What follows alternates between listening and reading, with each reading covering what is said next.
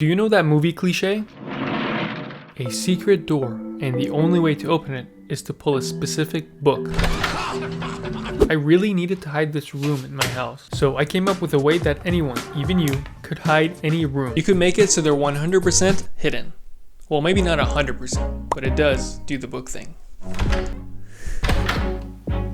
But to understand how we get to this point, first, you need to learn how doors actually work. Most houses use hollow core doors, where there's an interior crocodile and interior frame covered by two faces. And this frame is what we're going to be attaching everything to. Later on in the video, I'll tell you what's behind this mysterious door. But for right now, I measured the strip and marked the halfway point.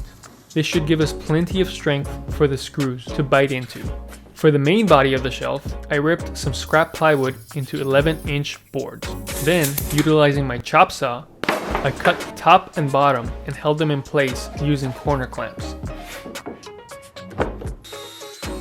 These clamps are pretty cool because they can hold two materials with different thicknesses. Plus, they look kinda sassy. By the way, welcome to my new shop. We're in outer space right now. That means the videos coming from this place are gonna be out of this world. Oh, brother, this guy stinks! Once the top and the bottom of the shelf were secured, I moved on to the sides. I clamped the ends first and fastened them into place.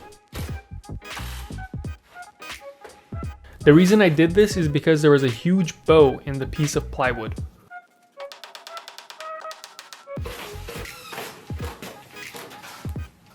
After repeating the process on the other side, I noticed something.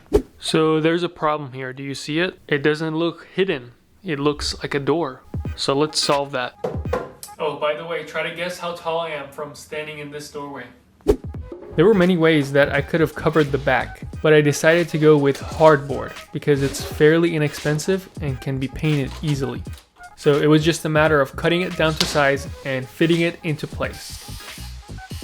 And be careful here because the sawdust from this stuff is not very good for your lungs, so make sure to wear a proper respirator. The piece fit into place perfectly, and I loved it. A little bit too much. Once it was out, I put on 2 coats of paint, then secured it into the door using finishing nails.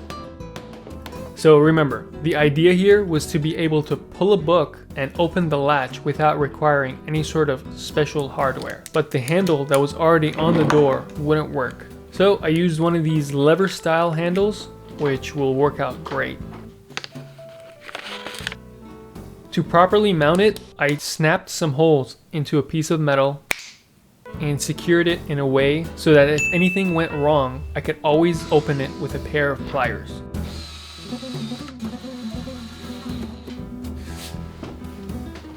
To find the placement of the cable, I first did some tests with a string, then drilled a hole to run the cable.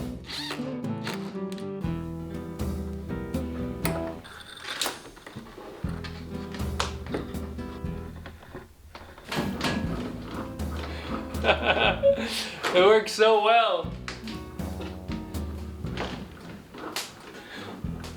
Yeah!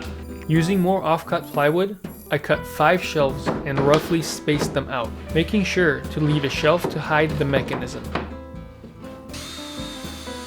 An important thing here was to drill extra deep with this countersink bit, and you'll see in a second why this matters. By the way, you can find the link to where I got this in the description, as well as any other products used in this video. I glued dowels into the holes we just drilled. This will give the appearance of high-end dowel joinery without actually having to go through any of the paint. Ow! Oh my god! It's so much heavier than I thought it would be. But look at that! Shelf. Yahoo! Also, only a small number of the people who watch my videos are actually subscribed, so hit that subscribe button if you think I've earned it. Thanks. After sanding down the dowels, I did the same with the rest of the shelf, including the exposed edges. Then, those edges got a few coats of the same white paint. And don't worry, no painter's tape is needed here because of this lazy life hack. Ding! So once I lifted this, I realized it was going to be way too heavy. So I came up with this. Since there was going to be a cavity in this area anyway, there would be enough space to hide this caster. Let's see how this works. Uh-oh. Oh no. There we go. So we'll just have to find a really nice spot for that. If I wanted to use a book to open the door, I would have to take a block of wood and wrap a book cover around it. While thinking about what book would be appropriate to use, I landed on Harry Potter, and Harry Potter fans might want to look away right about now.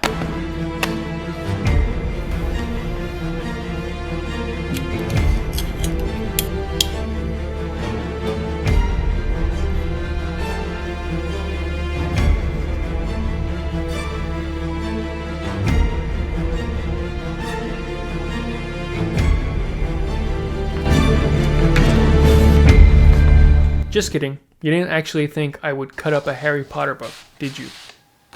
I put the new false cover around the block of plywood, which kind of looks similar to pages of a book, and that will help conceal the door even further. I mounted a hinge to the bottom of the block and also attached an eye hook for the cable to connect to.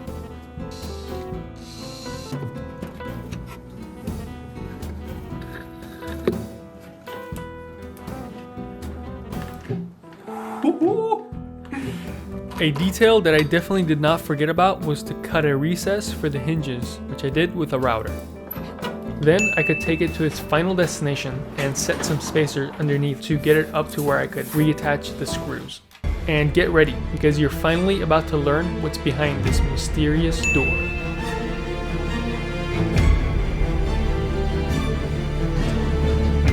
It's a closet.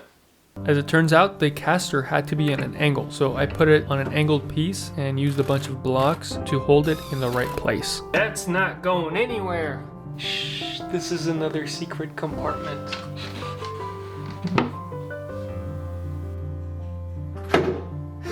It works? Something I made works the first time? Uh-oh. There's just one small problem. I need to cut away this much material because it's hitting the door frame. After getting it to work properly, I decorated the shelf to help the false book blend in. Alright, let's talk about the elephant in the room, which is the fact that it doesn't really look hidden. I'm not the owner of this house, so I can't go in and rip out any of this trim. What I can do, however, is to paint the trim, which at least helps it blend in slightly better. But I don't know. What do you think? YouTube thinks that you will enjoy this video next, so click to see if they're correct. What door?